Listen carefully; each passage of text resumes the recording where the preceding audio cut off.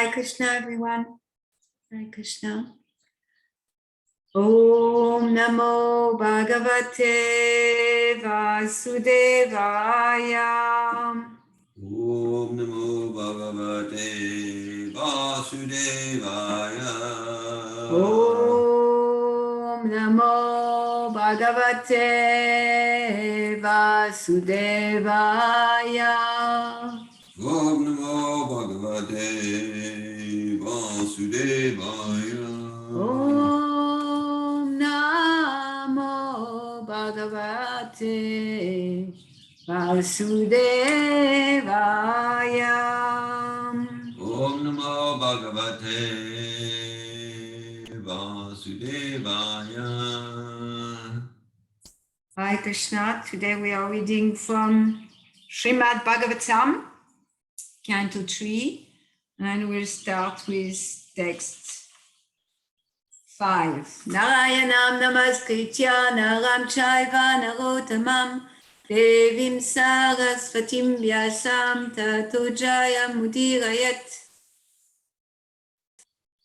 Before reciting the Srimad Bhagavatam, which is the very means of conquest, one should offer respectful obeisances to the personality of Godhead Narayan, and to Nara Narayan, which is the supermost human being, and to Mother Sarasvati, the goddess of learning, and unto Srila Vyasadeva, the author. So we are reading from text 5. Let's do one Sanskrit word at a time. Sudavacha. Sutuvacha. Sa. Evam. Varya. Ayam. Krishta. Ragya. Parikshita. Pati. Aha. Tam. Subahuvit. Prita Atma. Shuyatam. Sutavacha. Saevam Rishivaryoyam. Pristoragya Parikshita. Pratyatam Subahuvit. Pritatma Shuyatamiti. Sutavacha. Saevam Rishivaryoyam. Pristoragya Parikshita. Pratyahatam Subahuvit. Pritatma Shuyatamiti. Sutavacha. Saevam Rishivaryoyam. Pristoragya Parikshita. Pratyahatam Subahuvit. Pritatma Shuyatamiti. Sutavacha. Saevam Rishivaryoyam. Pristoragya Parikshita. Pratyahatam Subahuvit.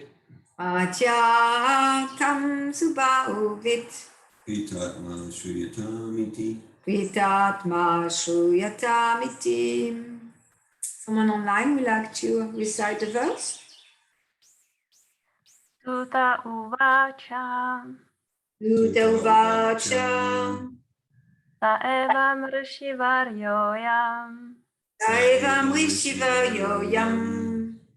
Pristoragya Parikshita. Pratyahatam Subahuvit.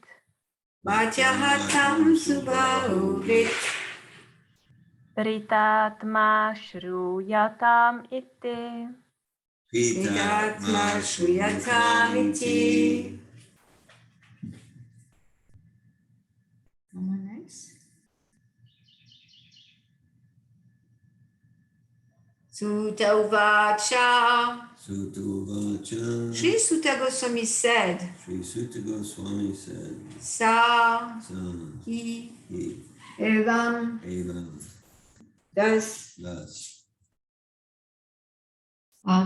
Good morning, Malini. You can take the third canto here. You can take this. Okay. Rishivarya. Rishivarya. The great Rishi.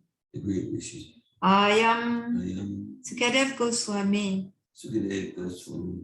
Krista. Being questioned. Ragya. By the king. Parikshita.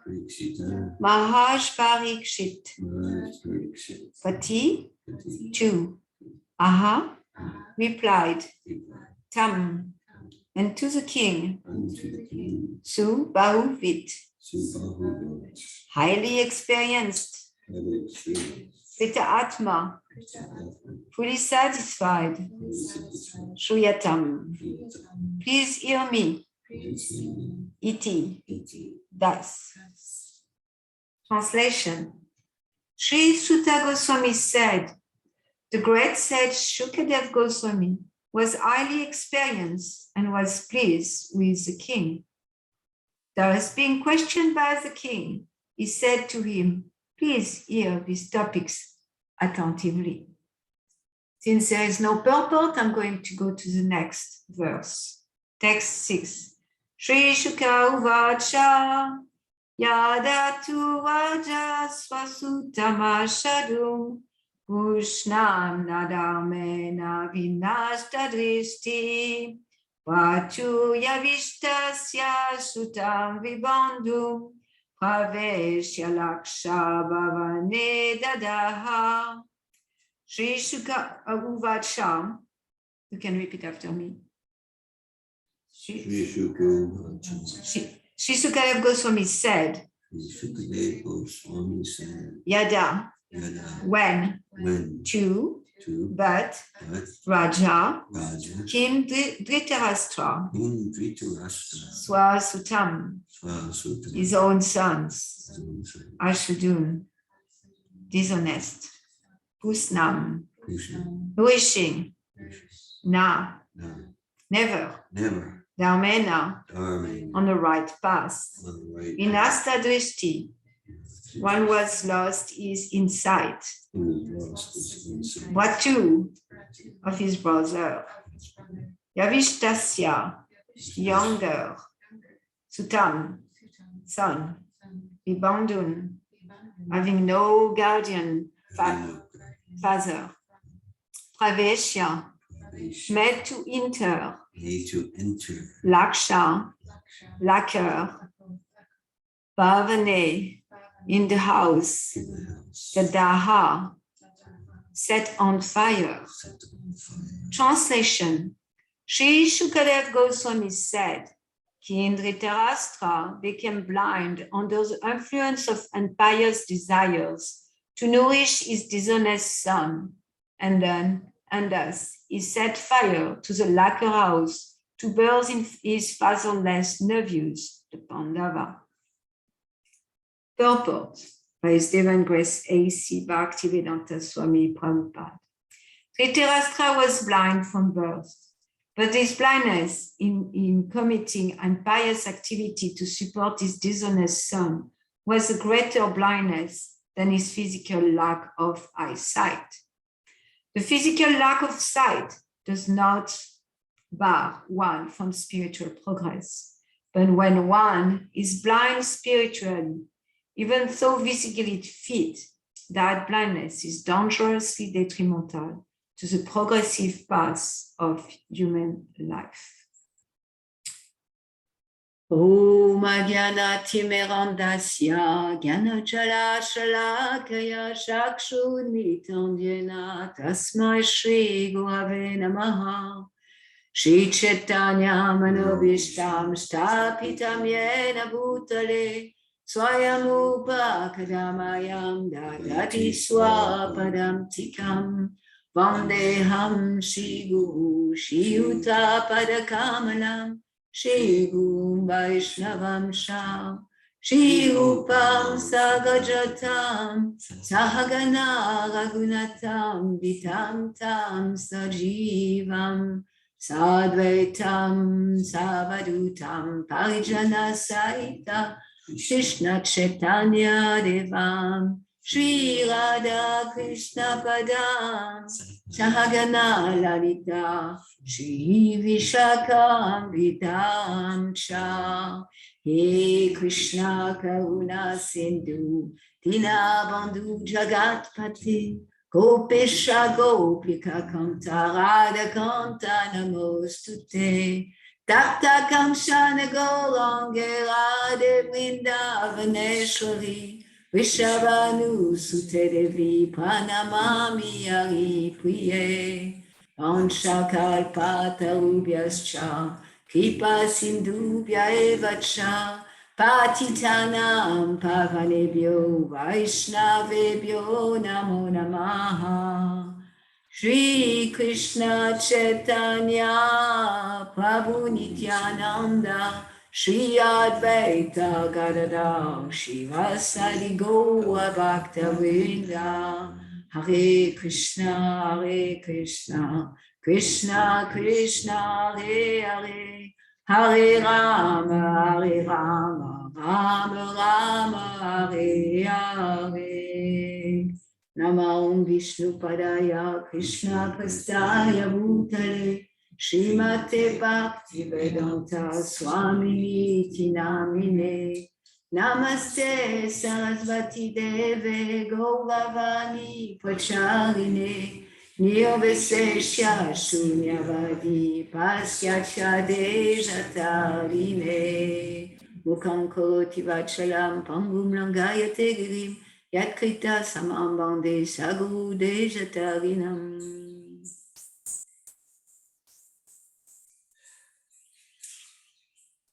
Sri Sutta Goswami said, the great sage, Sukadev Goswami, was highly experienced and was pleased with the king. Thus being questioned by the king, he said to him, please hear these topics attentively. Sri Sukadev Goswami said, King Dhritarashtra became blind under the influence of the empire's desires to nourish his dishonest son, and thus he set fire to the lacquer house to burn his fatherless nephews, the Pandavas. Hare Krishna. Welcome.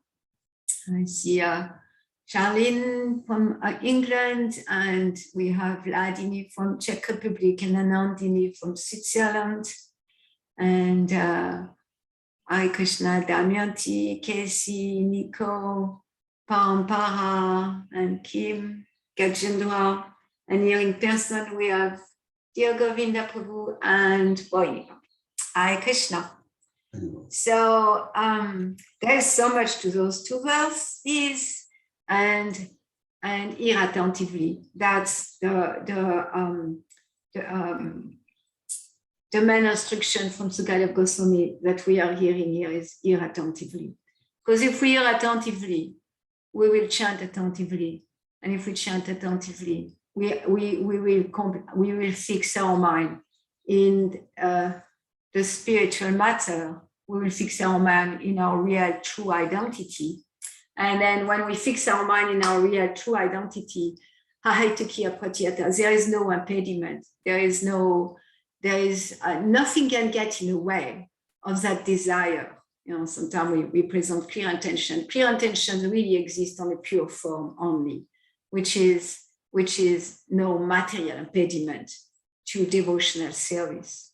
We can always fix our mind on Krishna, regardless of our situation. And so hear attentively. By hearing attentively, we get to purify our heart, like by hearing about Krishna, by hearing about our condition in the material world, by hearing about the pure devotee of the Lord, by hearing about all the way devotees get sidetracked, by hearing attentively, then we get to grow the seed of bhakti. Bhamande bhamita Bhamanda bhamite kona bhagavan jiva. Guru Krishna Prasad Bhakti Lata Beach. So that's a really important verse from the Chaitanya Charitamrita, Madhya Lila 19:151.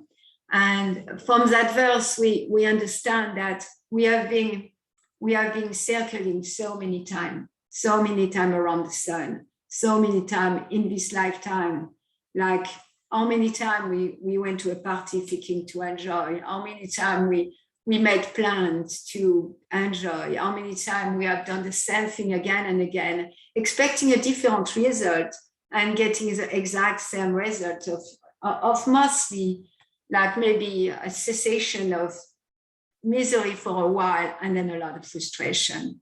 So if we multiply that by many, many lifetimes, and not simply many lifetimes in human form, many lifetime in 8,400,000 species of life.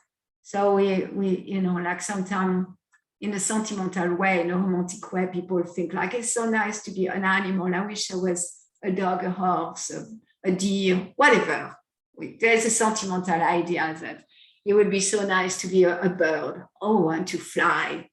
And the birds, yes, they fly and they are under the rain and they don't always get food.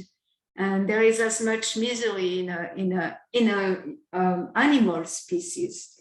So that verse says that we have spent so many lifetimes, we have been circling in this universe, in many universes even, for many, many, many unconceivable number of lifetimes. In fact, sometimes Srila Prabhupada said that the spirit souls, they are nitya-bada, they are eternally conditioned. We are eternally conditioned because if we cannot really retrace back our many lifetimes, yugas after yugas, and we have seen so many devastation and creation. Time, according to Vedic paradigm, time is cyclic. So we cycle again and again to, like time is cyclic every year. We start in a year, like today is the 2nd of January of 2022. So there will be another 2nd of January in 2023. So even in our Westerner conception of time is cyclic. However, because we are under the mode of material nature, and because under the mode of material nature, we experience birth and death and old age and disease, to accessories to our miseries, then we have a tendency to approach time in a linear way, because under those modes, that's how we learn to see time in a linear way. And we can see our weeks are cyclic. There is tomorrow is Monday, today is Sunday. There will be another Monday. There will be another Sunday. Similarly, we are in Kali Yoga, and there will be another Kali Yoga. And similarly, there is the day of Brahma, when most of the planetary system, at least the middle and the lower planetary system, are created every day of Brahma, which we have looked at in our previous chapter. Then there will be another day of Brahma, when there is creation again, when Lord Vara comes and save the earth. So we have cycled like that. And it says that we are cycling and cycling and cycling until we come in contact with a pure devotee. And from the pure devotee, we get the Bhakti Lata Bij. Bij means seed. So the seed of Bhakti. So here, all of us, we are here listening to Srimad Bhagavatam on Sunday morning after chanting some rounds, or we know about Krishna, because we are received that seed. And where did we receive that seed from? the seed of bhakti can only be received from a container of bhakti. We cannot receive the seed of bhakti outside of bhakti. Bhakti comes from bhakti. And that container of Sri Bhakti, of the Bhakti Lata Beach, of all those seeds, for us is Srila Prabhupada. We say, Namaste Sarasvati Devi Gauravani Pracharini, Nirvesesha Shunyavadi Paskachari. So we offer obeisances all the time to Srila Prabhupada as a servant of Bhaktisiddhanta Sarasvati Thakur. Was a special mission. He has a special mission. And that mission has been given to him by Krishna to the deific succession. And his special mission is to give the Bhakti Lata Beach, to give that seed of Bhakti to the people in the Western world. He had a very special mission that nobody else have done before and nobody will do, to bring Bhakti, so seed of Bhakti, to the West, to the people who have a tendency to be voidists and impersonalists, because our tendency is materialism, and the materialism, it is void and impersonal. So when we are lucky enough, then after cycling like that for millions and millions of lifetimes, we get in contact with spiritual master, with a pure devotee of the Lord, who has bhakti, and we can plant the seed of bhakti in our heart. And then from that, if we are here, if we are practicing Krishna consciousness, if we are chanting, then we want to see, oh, where does that seed of bhakti come from? Because apparently I have it. If I didn't have it, I will not be in contact with this teaching. I will not be in contact with this chanting. So it's not, and so the spiritual master planted that seed, and then we need to see, okay, where is that gardener? Where is the gardener who planted that seed in my heart? And then for most of the Western world, we'll find that gardener being Srila Prabhupada. And then there was I listened to a lecture not so long ago, and there was a devotee who was quoting a letter that you often quote for Andrea Temple. We quote the whole letter, and it's the first time I was hearing the whole thing. And so Andrea Temple, I always thought it was a woman, because Andrea, for me, it's a woman name, but apparently it could be a man's name, because that person reading the letter was thinking it was a man. So I don't know if it's a man or a woman. I always imagine it was a woman. And so she was asking about, how do I get, how do I get that bhakti? How do I get that seed? Like that. And Srila Prabhupada described that to his followers. So of course, maybe we don't know yet. Maybe, I met someone traveling, for example. I was traveling, and I was in a Caribbean island, having fun in a Caribbean island. I had so much fun there, doing whatever my senses wanted to do. That's the only time in my life I really felt that I will become mad or crazy, because by contemplating the object of the senses, one develop attachment from them, and from that attachment, we get frustration and anger and madness and delusion. So my motto when I was traveling for 2 years is like, do whatever you want, do whatever your senses, because when we say whatever you want, usually the you is very rarely our soul. No, it's not. When we say do whatever you want, we are it's synonymous to do whatever your senses want, do whatever your minds want. So where is freedom in that? Anyway, I was in that illusion that I was fully free. I was traveling and doing whatever I wanted. And that's, I remember those times. Of course, I can tell a story that's very attractive. I can tell the story in a way that everybody on Facebook will want to have that same adventure. I could tell that story in that way. And if I'm really honest, I could also tell the story of again and again feeling frustrated and dissatisfied and having that longing inside that's never satiated. So then there in the middle of that full enjoyment, I met someone, and that person was in contact with people who have been in contact with people who have been in contact with people who have been in contact with people with Srila Prabhupada. And that person spoke to me about Krishna. And that person gave me the introduction mantra to Srimad Bhagavatam. Om Namo Bhagavate Vasudevaya. And then that seed was awakened. That seed that I received before. That seed was like water, because love of Krishna is also established in your heart as an irrevocable fact. It's always there. And so we can retrace, like, okay, let's go back. Oh yeah, I was 11 years old. I received an object from Srila Prabhupada, from one of his disciples. And then I was 15 years old, I received a book. And we can go retrace. And all that, what's the common thread? A.C. Bhaktivedanta Swami Srila Prabhupada. And we can retrace all that fortune. So he said Bhagavan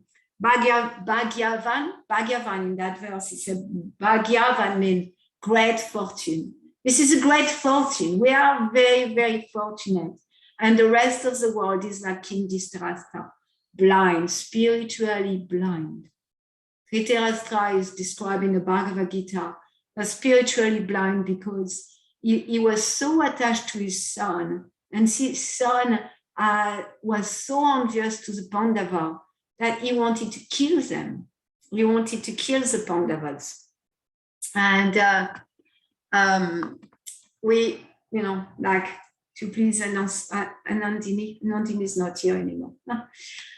Anyway, in the previous class, we gave some Mahabharata stories. And we went to Mahabharata story to establish who is Vidura, that is going to ask the question to Maitreya Rishi. So who is he? And we established like he's the uncle of the Pandava. And that the Pandavas, they were born of Pandu, the second child of Vishintravirya. And Vishintravirya's first son was Dhritarashtra, and he was blind. And as a first son, he should have been the one who rules the kingdom after his father. And I'm saying that because all of us, we are very familiar with the Bhagavad Gita. We are studying the Bhagavad Gita. On Monday afternoon, we have a Bhagavad Gita women's group. Like we read Bhagavad Gita together. We are going very, very slow. We are still not even half into the introduction. It's been more than a month that we are into the Bhagavad Gita. However, it's so rich, so many questions, so many sharing. It's so full of richness because we are churning the nectar of the teaching of Lord Sri Krishna. So it's a story to know, like, who is Dhritarashtra? Dhritarashtra Uvacha. It's the first words of the Bhagavad Gita.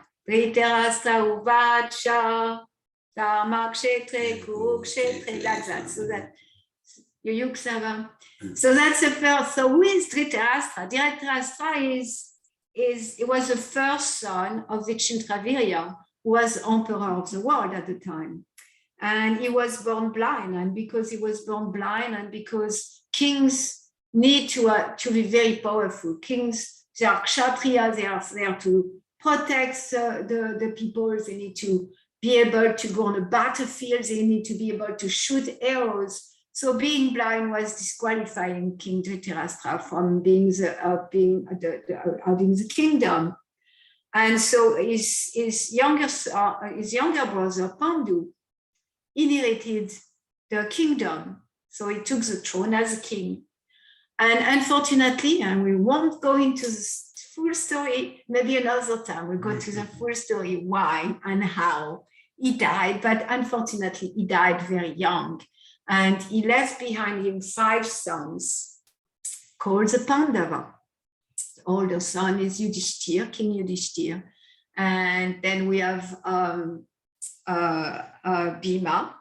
And then we have Arjuna. Arjuna is very famous because Lord Krishna speak the Bhagavad Gita to Arjuna.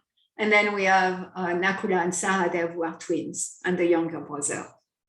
So he left behind those 5 sons, and in the charge of Dhritarashtra. And Dhritarashtra, during the interim, while the son of Pandu were growing up, because Yudhishthira, not only he was the son of the emperor at the time, but he was also the oldest grandson of Vichintravirya. So it was natural that Yudhishthira Maharaj will become the king, the emperor of the world, really. And during that interim, Dhritarashtra, he kind of lacked his position, but even more so his son Duryodhana really wanted for that position to be given to him when he will grow up.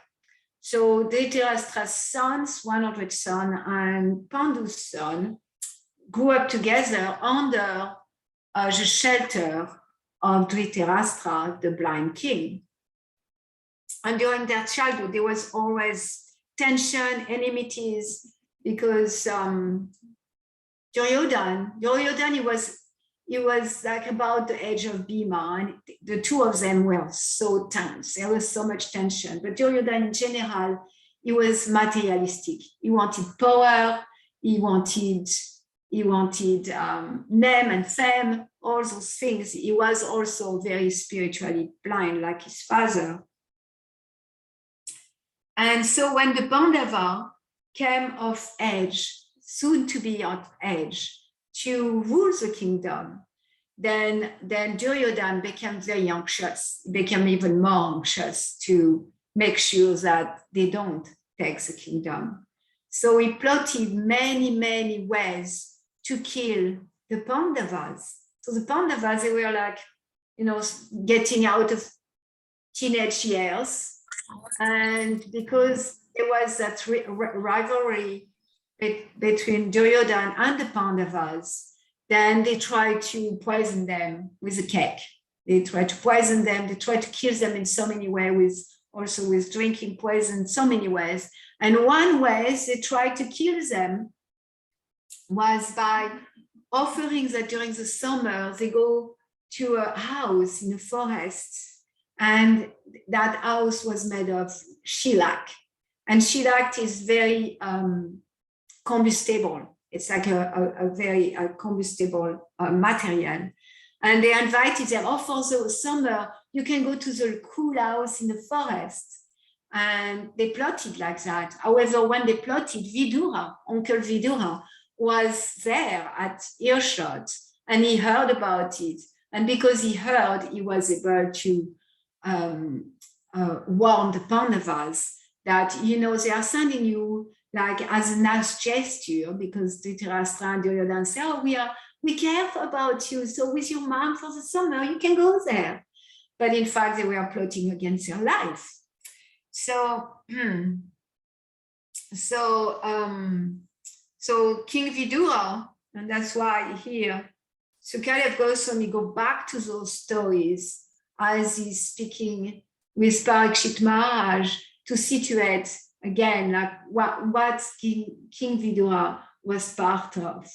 So he was part of that, of seeing the blind king with his spiritually blind son plotting against the Pandava to burn them in the house of Shilak.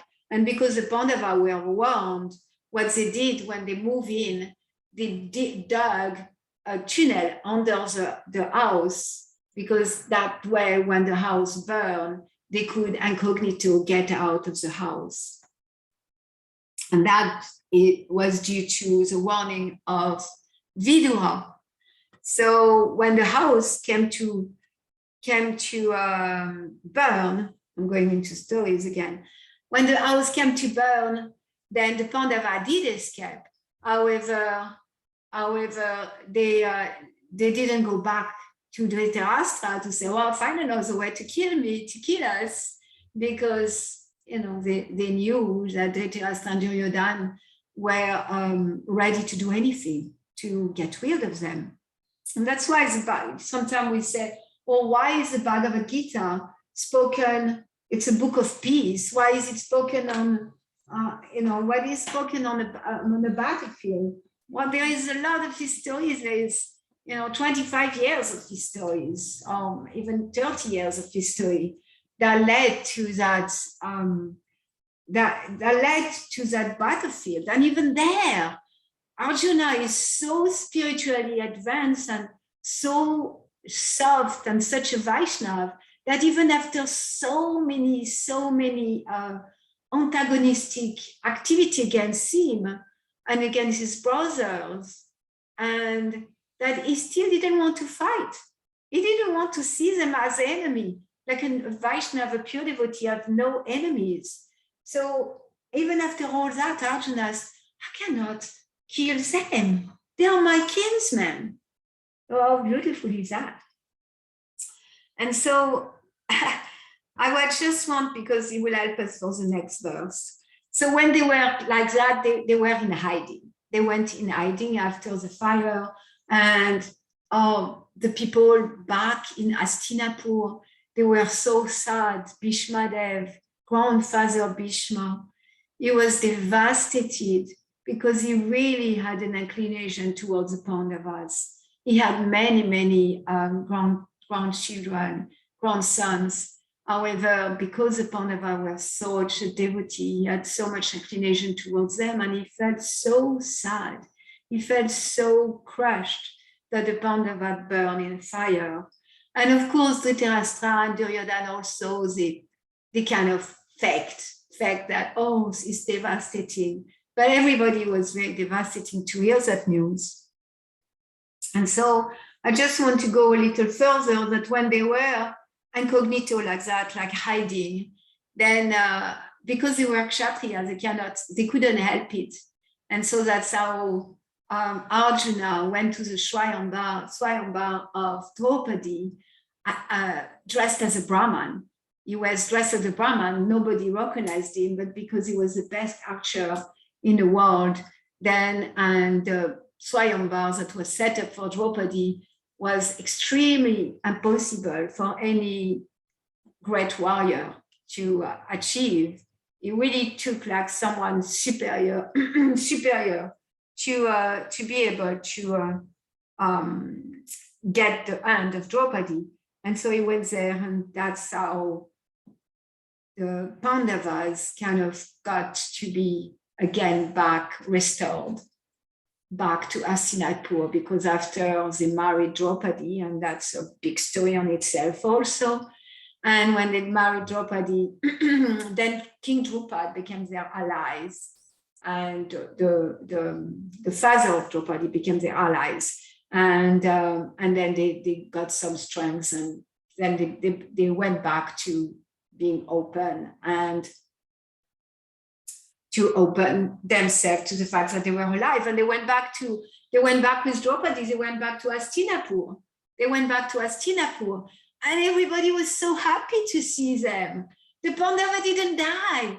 Bhishmadev was so joyful.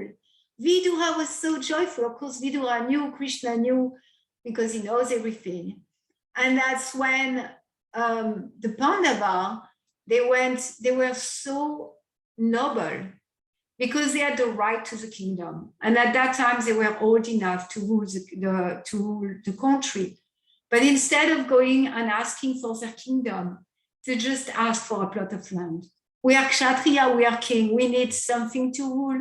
Just give us something to rule. So they were so elevated that they considered Dhritarashtra as their father figure. And they didn't want to take away the kingdom from Dhritarashtra. So they didn't ask for what was righteous for them to get, and what was the plan of the Lord for them to get. So they just asked for any land. And Dhritarashtra and Duryodhana, again, out of their evilness, they gave them a place of land where it was barren. Nothing was growing, nothing was happening, nothing was Indrapasta.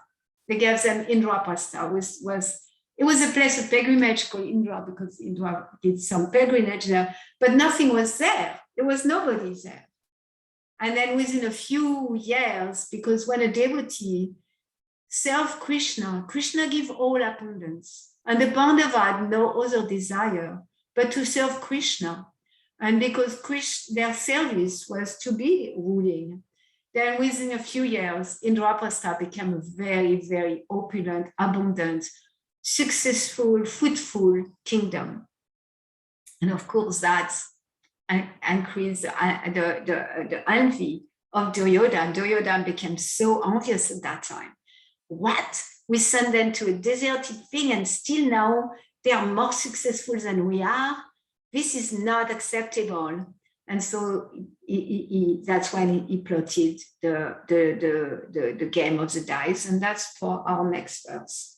And so all that to say that Srila Prabhupada speaking about being spiritually blind, meaning not hearing attentively, because Dhritarashtra was born from Vichintravirya. He was born in a society where naturally everybody knew about the knowledge of Sri Krishna, about Krishna's pastime. The sages will visit the kingdom. And so, because even Dhritarashtra was around the teaching, because his heart was closed because his eyes were closed. Oma Gyana Timarandasya Gyana Jala Shlataya Shakshurumi Yena Tasmai Shri Gurave Namaha.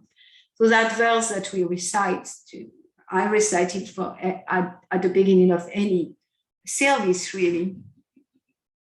It says that we are born blind. We are all blind. And the spiritual master opened our dark eyes with the torchlight of knowledge. So again, our eyes are blind. We only see, we are spiritually blind, and we only see according to our conditioning. We are in a box.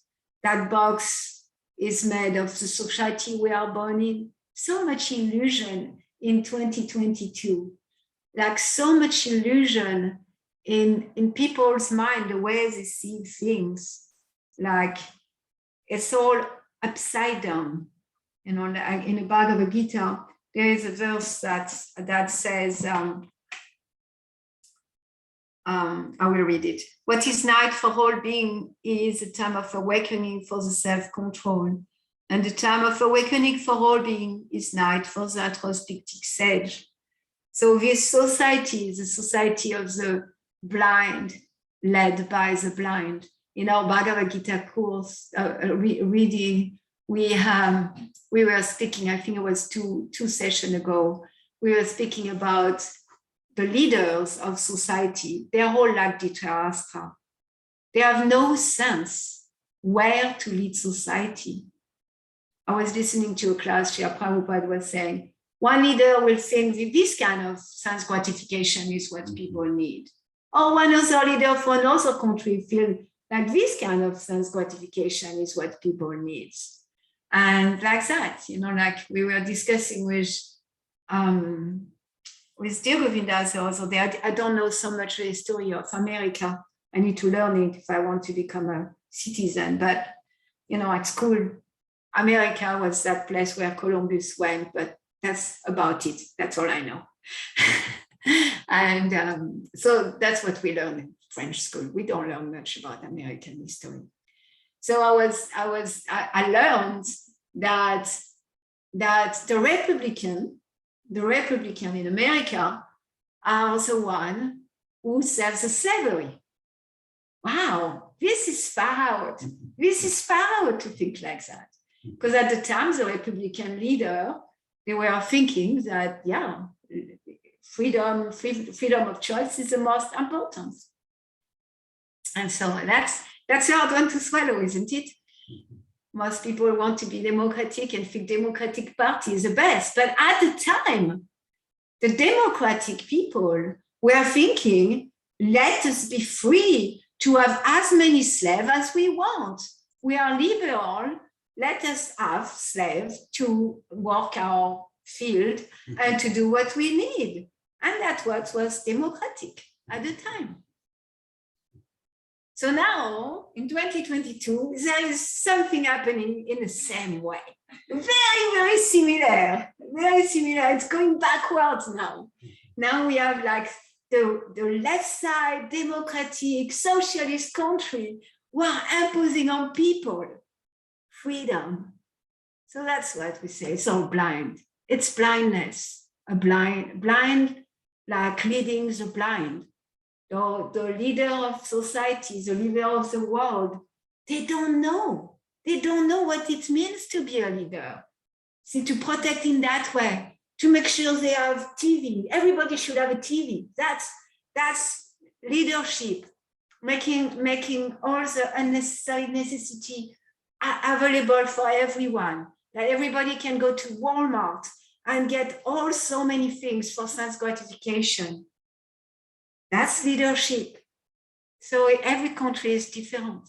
Every country is thinking like they know, but there is this complete spiritual blindness. So we only have Dhritarashtra as a leader of society.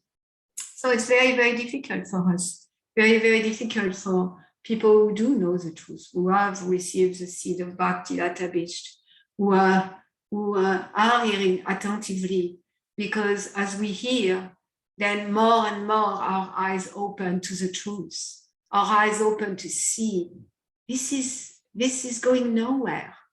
This ship is going down. This ship doesn't have a captain. The society, the human society ship is going down more and more. It's not going up. There is not such a thing as evolution. It's not evolution to see people. The other day, I don't remember, I was in nature somewhere, and there was two kids. They were maybe 14, 15, and they were in nature, and they were both on their cell phone. And we call that evolution. Now people can have smartphone. This is evolution of society, no? Don't you think? No, we have eyes to see. We can see, no, it's more conditioning. Conditioning that doesn't stop. Because without the smartphone, without computer, without the internet, people will have a lot more space to think and to start asking questions, like Maharaj Parikshit. What am I doing here? What is the purpose of all that? Where am I going? And maybe they would have time to think like, what is the purpose of having a ruler? What is the goal of a ruler? What are they ruling? What are they ruling? For what? They will have time to think about those questions. And then instead of being a blind and voting in a blind way, people will start to think like, no, this is not what we want. We want that the ruler come back to be human being. What is a human being? Is someone who start asking Atato Brahma Jigyasa. Human society start to be civilized when the society follow Vedic religious principle. So when there is no religious principle, then the societies go to chaos. It goes down the hill. It goes to hell. And we can see that, like, even in my little life, then in my short life, I have seen the degradation of human beings. So much degradation, so much oppression, degradation of the mind. I was speaking also about the revolution, like the women emancipation movement. And I was speaking with someone, and I said, well, do you know where it comes from? That women emancipation movement, women liberation movement, where women are so free. They are so free to be constantly in anxiety, constantly oppressed, so constantly manipulated, constantly like in a place of having no protection. And you know where that comes from, that women liberation, where women feel so strong because they are liberated? It comes from the need that at one point, because the men were going to war, there was less men, to have women coming to the workforce, to go to factories, to work very, very hard. That's where it's come from. It comes from men wanting to exploit women. That's where I come from. Just upside down.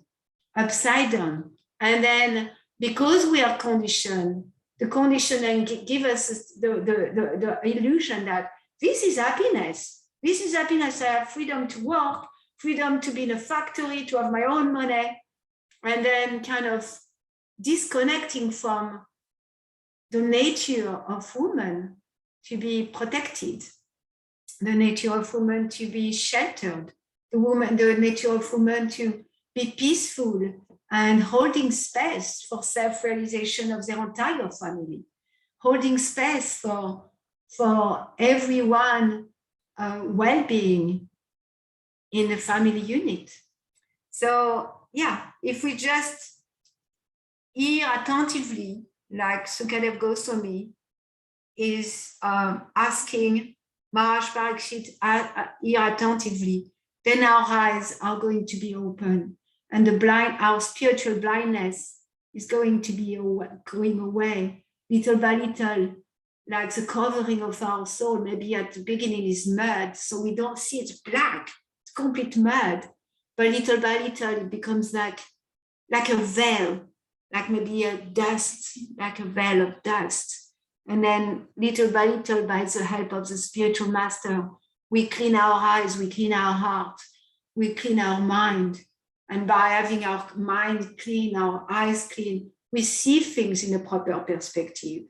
And then freedom means, from that perspective, freedom means freedom from my lower self, freedom to not be controlled by my senses, freedom to not be controlled by my mind, really giving to my higher self, controlling the lower self by the higher self. That becomes like what we see, becomes a real freedom. And our only problem is, how can I focus on Krishna? How can I chant attentively? How can I, from the morning to the end of the day, give every action, every thought, Manam Bhavad Bhakta, to think of words of Krishna, to remember Krishna always? How can I, that's real problem, to really, like Haridas Thakur, he was getting old, and he had illnesses in his body, and he said, my problem is I'm not chanting. I'm not chanting my number of rounds. I'm not making it to 192 rounds. I'm not making it 192 rounds. So that's what it is. And another point in that Prabhupada makes, there is no material impediment to devotional service. Anyabhilasita sunyam jnana karma anavritam anu kulinash Krishna nu shiranam bhakti uttama. This is a verse from the Nectar of Devotion. It's given by Srila Rupa Goswami, and that describes pure devotional service. And pure devotional service, there is no impediment, no material impediment. Like Dhritarashtra was blind, he didn't need to be blind spiritually.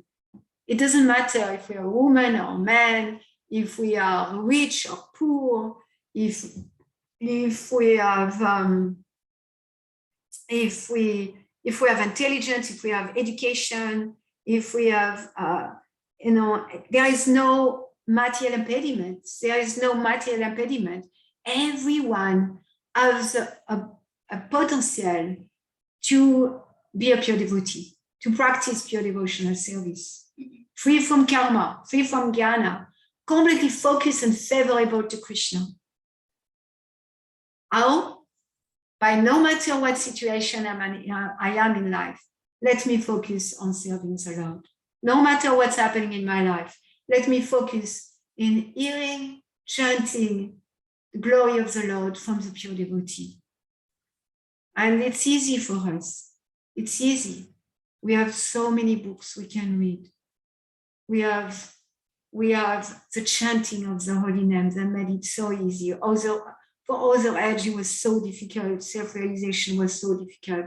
But because in this age we are, there is a verse I have here.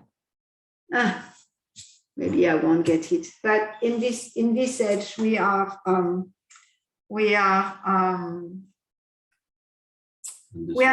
Mandasu, Manda Mantayo, yeah, that verse. Manda Bhagya always disturbed. Can we relate to that? We are always disturbed. And we think because we are conditioned, it's just natural. It's normal to be always disturbed. But if we can step back and see with the eye of knowledge, no, it's not. Other age people were not disturbed. They could meditate for thousands of years. You know, like we cannot even meditate for 1 hour. They could do elaborate deity worship, elaborate fire sacrifice for thousands of years. So yes, we are always disturbed. We are always quarreling for nothing, for trifle. We can be so upset. I can be so upset for nothing. Take it personally. And always quarreling. And we have short memory. We cannot even remember. What did you eat for breakfast yesterday morning? Oh, I don't remember. So because of that, Lord Chaitanya, who came 500 years ago, he made it easy for us. He said, okay, here is the process. Chant, Hare Krishna, Krishna Krishna, Hare Hare. Hare Rama, Rama, Hare Hare. So let's step out of spiritual blindness. Make sure this year we get the cataract even more out, to see things as they are, to really be aware, to not get caught in anything here. It's so easy to get caught, wanting to rectify something, thinking that there is a mistake somewhere. So let's remember, like, to open our eyes and to remember there is no material impediment to pure devotional service. No material impediment. So I'm going to read the verse again. Ajovacha kutraksha tu bhagavata. No, that's not the one. Sutauvacha saivam rishivaryo yam vistoragya parikshita pratyahatam subahuvit pritatma shruyatamiti. Sri Sutta Goswami said, the great sage Shukadeva Goswami was highly experienced and was pleased with the king.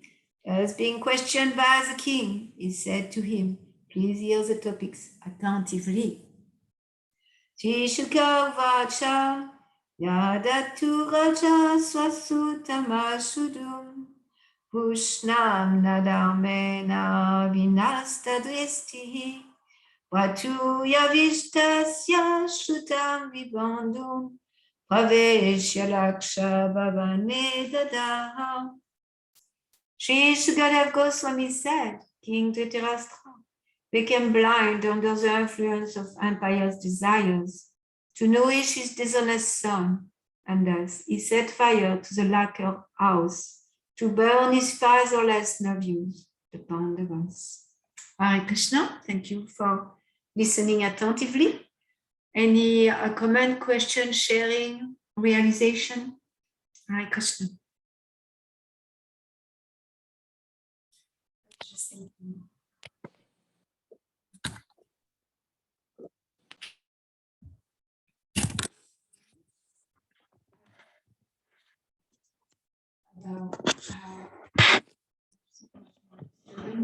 In our minds and why, or maybe that's that's why we're seeking so much more pleasure and enjoyment to because we want to feel good. We want to feel good. We want to enjoy.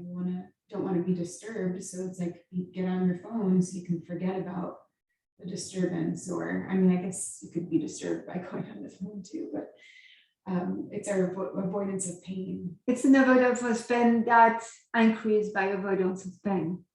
That increases in avoidance of pain. Is that what you Yeah, said? that's an avoidance of like okay, I said your example is like, yes, we are avoiding pain, we are going to the phone, and then we scroll whatever.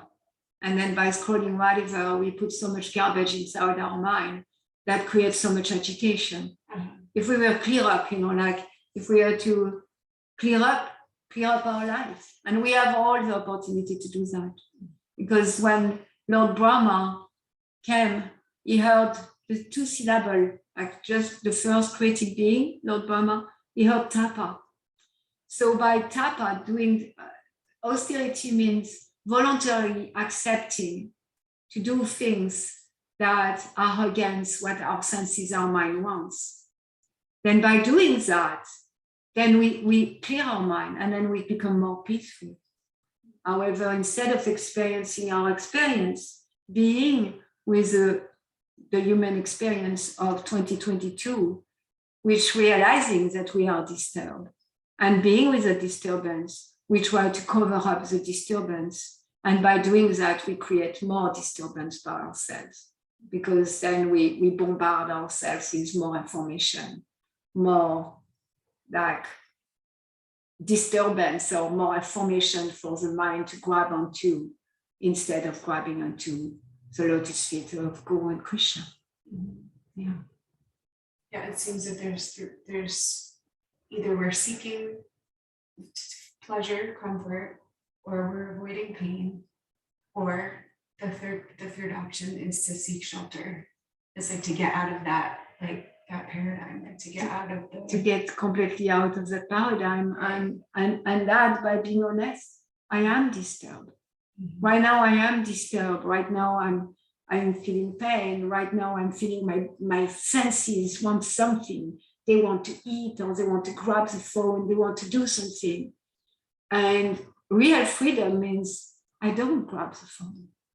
Real freedom means I don't go to the fridge. Real freedom means like, yeah, I can see I'm disturbed. I can see I have attraction, repulsion.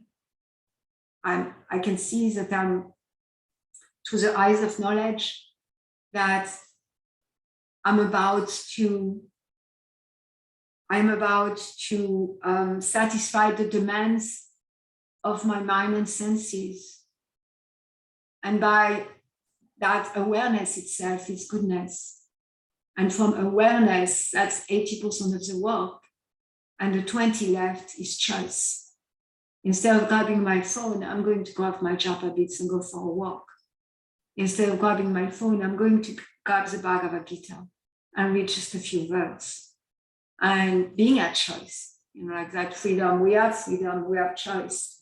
And yes, from the need for sense gratification, contemplating the object of the senses. In fact, the society, what the society, modern society creates is it's impossible to avoid contemplating the object of the senses, because the whole society is created for us to contemplate the object of the senses.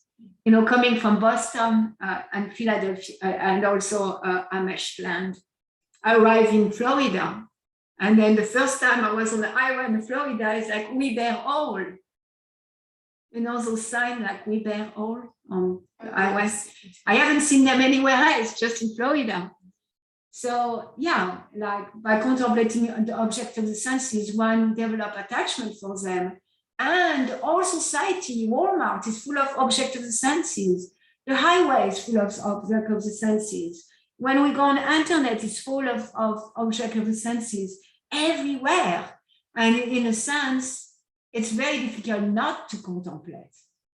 And for us is to really learn Chakshusha, to see things through the eyes of Shastra and see right now I am contemplating the object of my senses, which my senses want to avoid. My senses want gratification. And through that instant gratification, through that avoidance, I'm going to create more misery for myself. Because by now doing the austerity of controlling my senses, then I create weakness, and I create that my higher self lose control of the lower self. Yeah. And thus, in some of the transformational seminars, no phones off. Survival strategies like avoiding pain. So that's the point. That's really Bhagavatam, Bhakti. We take away all escape hatches so that there's no place to avoid the pain, because the pain is good if we're listening. Shrinu, Tat Shrinu, if we're listening, that's moving me to live a purposeful life. That's living me to live. Thank you for giving that example, because in the advanced course, people are not as disturbed that what's there in life. They are so focused on self-realization. You know, there is a ground rule and there is those very difficult processes. And during the advanced course, those disturbance, blah, blah, blah, blah, blah, of the mind and constant disturbance are not there in the same way.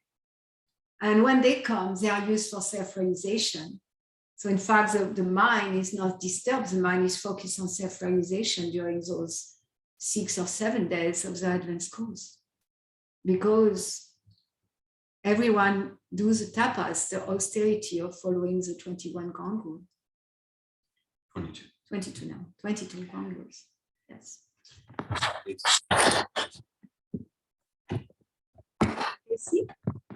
Hare Krishna. And then Ladini also rise and up. You're on mute, Casey. Yeah.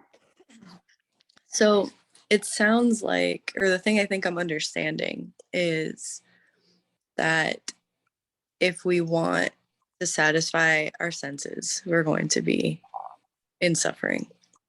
And if we, just, I guess, perform devotional service, want to satisfy Krishna, then we're more blissful.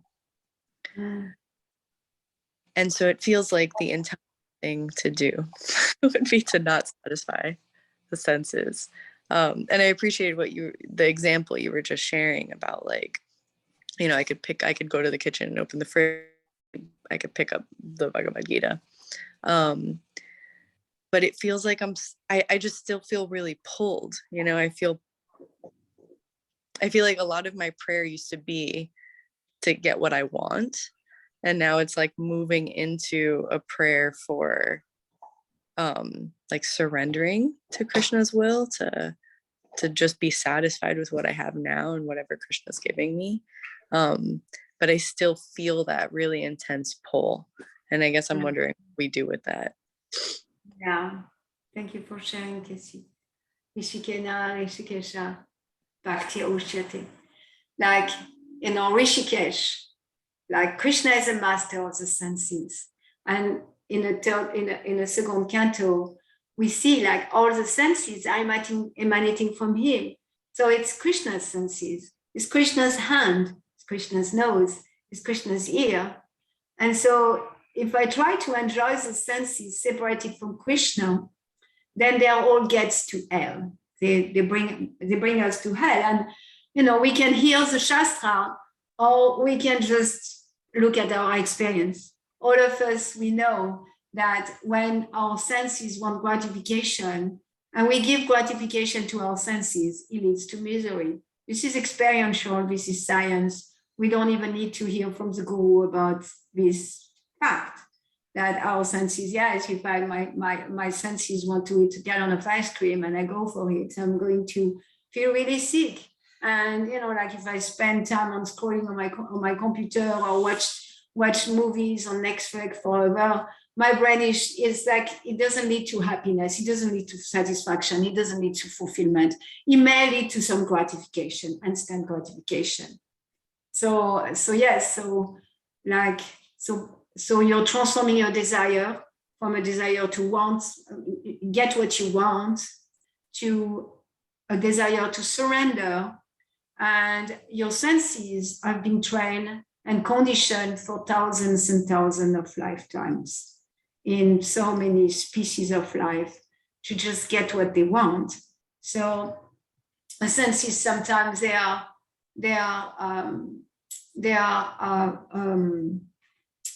is an analogy with senses and animals like snake, or sometimes there is senses. There is analogy with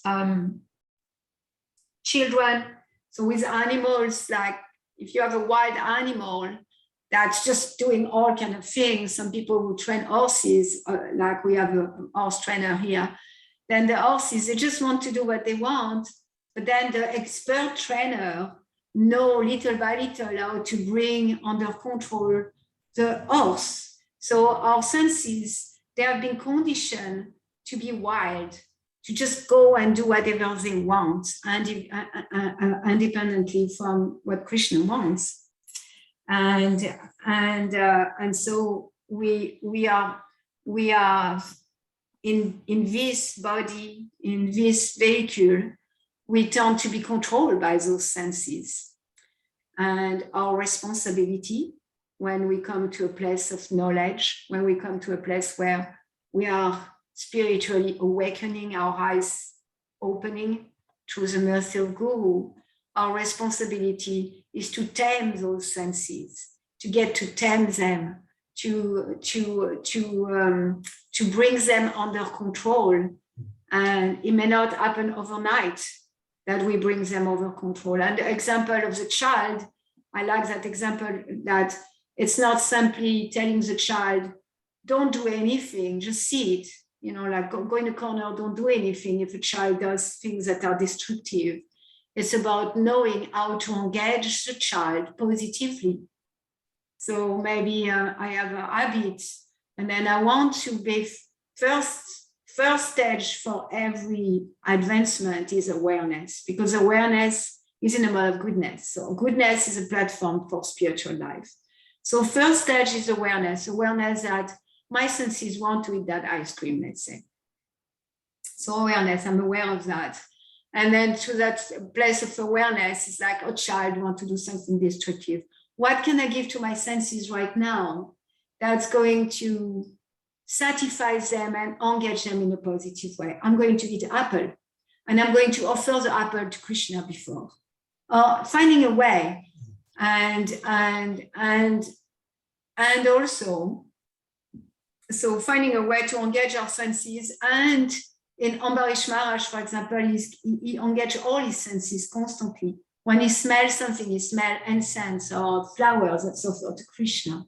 When he hears something, he hears things that are glorification of Krishna. When he eats something, he eats Krishna's prasadam, the remnants of Krishna. So like that, we can also engage our senses in a positive way and be responsible to engage them 24 hours a day. You know, that's a goal.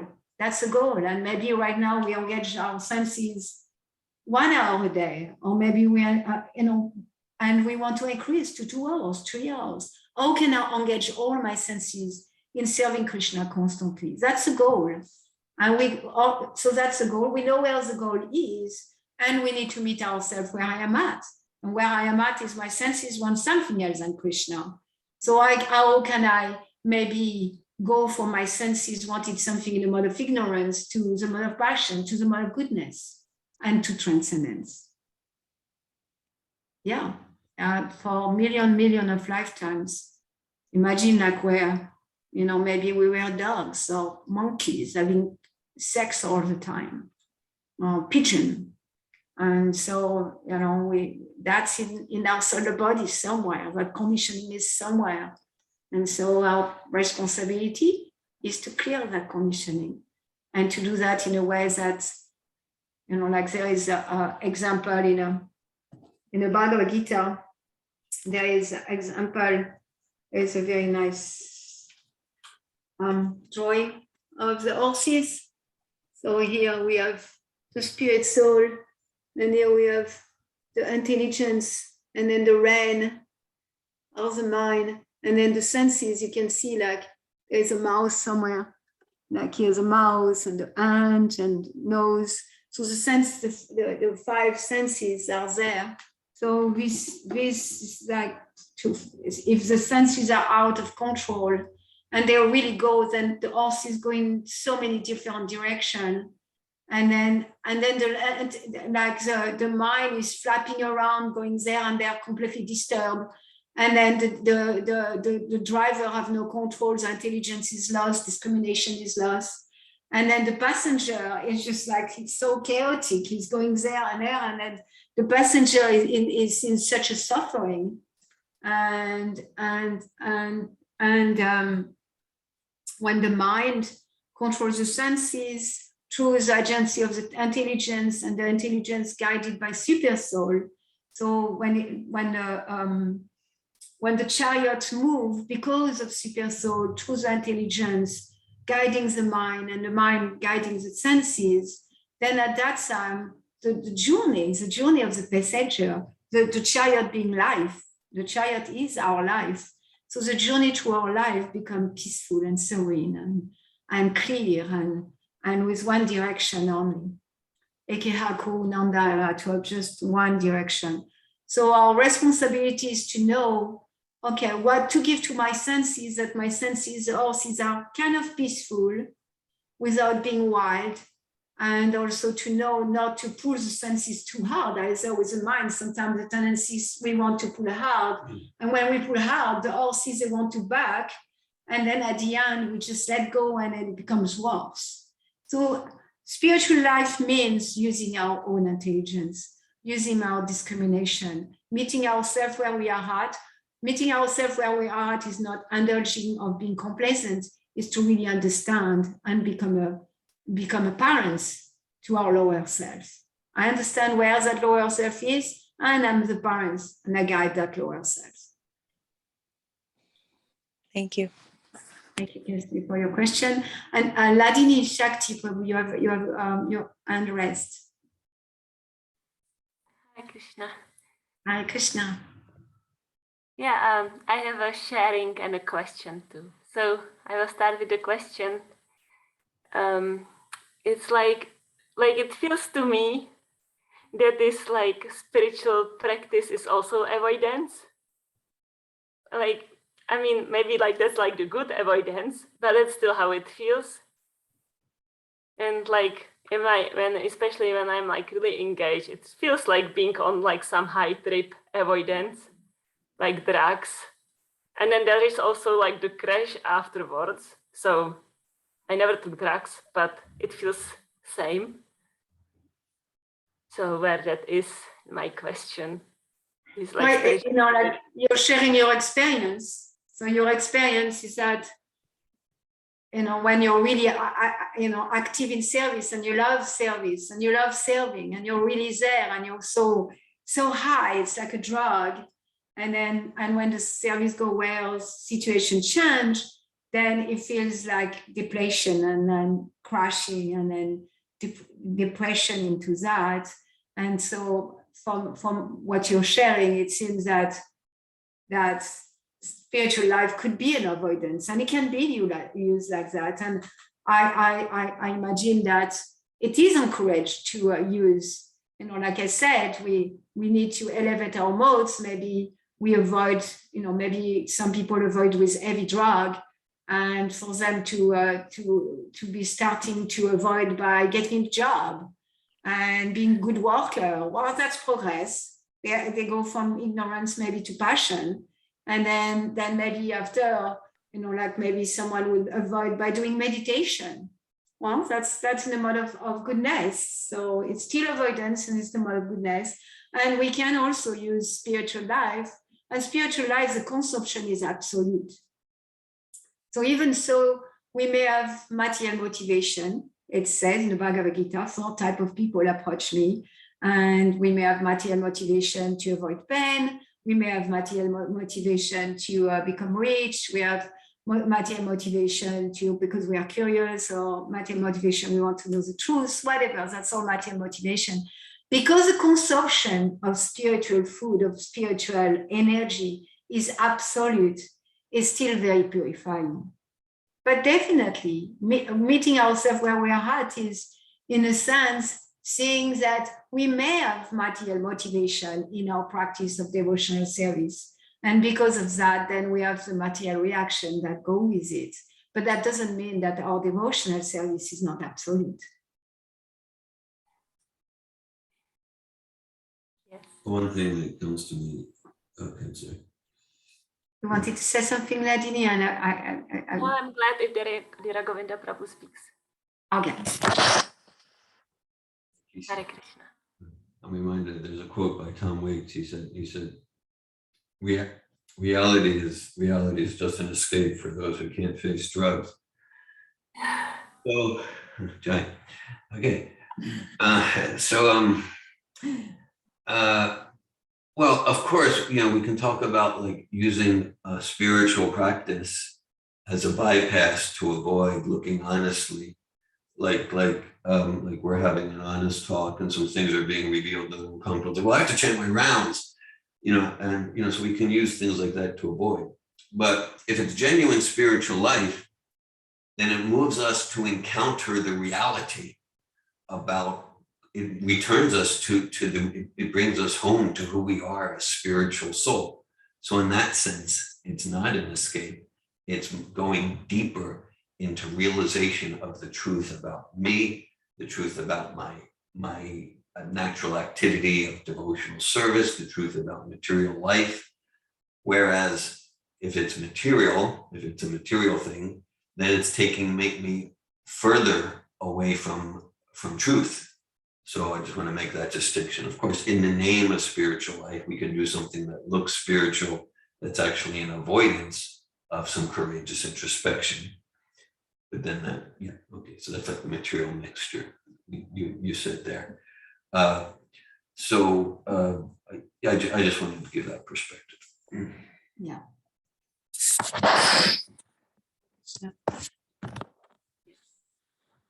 Thank you for that, Dhira Govinda Prabhu. And then I want to share that it was really sweet to hear how you said that we almost have the Bhaktilata beach already. That felt sweet. I never thought that, but we do. Nothing we can do about it. I'm sure that if you are committed to get it covered more, we can do that. And then also the discussion about Haituki Apratihata. I'm reading the book about the American priest who is in the Siberian camp, and he's so inspiring in that principle of nothing material can get in the way. So he's in this really the worst imaginable conditions possible, and still he's contemplating on God constantly, and he's constantly finding ways how to serve, and he's offering the Christian prashadam and offering it to the other prisoners, and doing prayers together with the prisoners and priests, and really setting an example. I like that a lot, that he's the work that he has to do 16 hours a day, really hard work. He's trying to do the best of himself, because he thinks well, if the Lord wants me here, then it means that he wants this work to be done, so I will do it the best I can. And it's just so incredibly inspiring. And also I like he really doesn't think that the normal life outside the Siberia camp is much easier, which I like about it too, because he says let's say the life is so boring, the work day by day, the same thing, cooking, taking care for a child or whatever, it's just so boring. And he's no, if you are put there, then that's what the Lord wants from you. So we better whatever situation. So yeah, it's really inspiring. So I like that. It reminds me of the poem from Srila Prabhupada that he writes, if you want to make me dance, then make me dance. Thank you for sharing that, in Shakti, the inspiration you got from that priest, a prison priest in Siberia, and how yes, there is no material impediment to devotional service. And doing this or doing that, what's the difference? Being in a camp or being in a normal life, being sick or not being sick. Really, what's the difference? The devotee, like is a very advanced devotee of the Lord, the devotee doesn't see in terms of duality, that this is a good situation, this is a bad situation. The devotee sees like it is a situation. It's the situation I am in, and it's the situation the Lord gives me. And if that's what the Lord wants, I'm going to do my best in that situation. Yes, it's so inspiring. And he's so joyful, I mean, he's like really suffering, and he speaks about that too. But he's so joyful to for the other prisoners. He says like, these people are suffering so much, and then the Lord still cares for them, to send them like priests to take care for their spiritual life. And it's just like really special. You can see you're joyful and inspired by the book. Yes. Hare Krishna. Hare Krishna. Thank you all. I will send it to you, Damayanti. It's called Il Leads Me by Jezek. I don't remember his first name. Walter Seichek. Yeah, Walter Seichek. Il Leads Me. Yeah. It reads Zizek. Zizek. Oh, so I was closest. You're Yeah. very close. So it's a really amazing story of a Jesuit monk that was very devoted Catholic Jesuit, and at the beginning of the war, I believe, he was arrested he was in Poland because he's Polish, and he was in Poland when the Russian came, and the Russian arrested all priestly members. They killed the Brahman, really, that's what they did. And for 2 years, he was interrogated every day, and he was in a cell, and it was a cell where there was no bed. And still, he was just focused on his mission to serve God and to meditate and to chant. And it like for us, we can take any opportunity in our lives, that there is no material impediment to devotional service. There is no material impediment to devotional service. Bhakti had no material barrier. And if we can really focus and meditate on that daily, then in our spirit, in our life, no matter what's happened, we know there is no material impediment. How do I serve Krishna with what the Lord is giving me? Thank you. Ladini is giving the book, showing the book. Hare Krishna. Thank you, Ladini Shakti, for your sharing. And thank you all for being here this morning. Entourage Srimad Bhagavatam ki jai, Srila Prabhupada ki jai. Most